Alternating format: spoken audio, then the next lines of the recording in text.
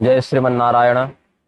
आज हम आपको अश्विनी नक्षत्र के अधिपति अश्विनी कुमार देवताओं के व्रत का उपदेश करने जा रहे हैं।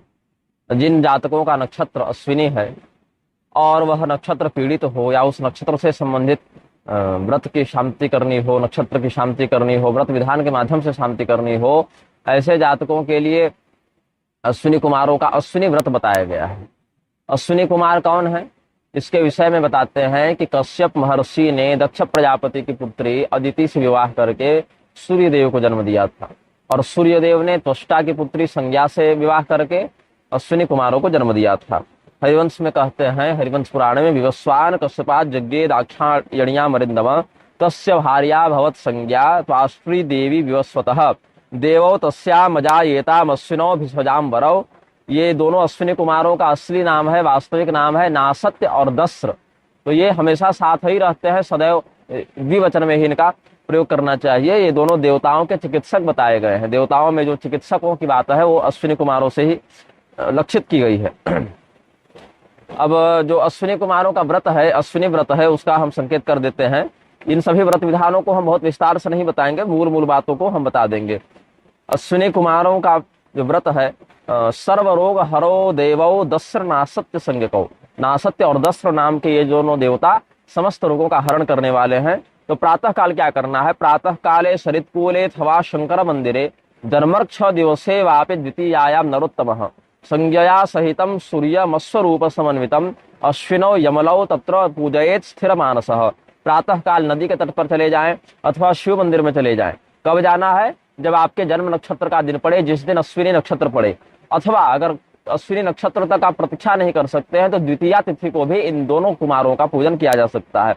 पहले क्या करना है? घोड़े का स्वरूप धारण किए हुए भगवान सूर्य और भगवती संज्ञा का पूजन करना है और उन्हीं से उत्पन्न अश्विनी कुमारों का एकाग्र मन से पूजन करना है।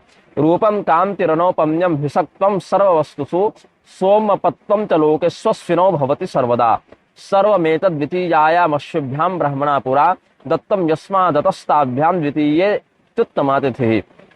सुंदर रूप, अनुपम तेजस्विता और सभी तत्वों के रोग हरण का सामर्थ्य, सोमपान का अधिकार, ये सब पूर्व काल में ब्रह्मा जी ने द्वितीया तिथि में अश्विनी कुमारों को दिया था, इसीलिए उनके लिए द्वितीया तिथि उत्तम है। ऐसे तो च्यवन मुनि के भी सहयोग से अश्विनी कुमारों को सोम रस का पान करने का अधिकार मिला है, लेकिन उस दिन ब्रह्मा जी के अनुशंसा से द्वितीया तिथि को ही प्रधानता दी गई। द्वितीया तिथि को ही ब्रह्मा जी ने इस कृत्य का अनुमोदन किया था, इसीलिए द्वितीया को भी अश्विनी कुमार का व्रत कर सकते हैं।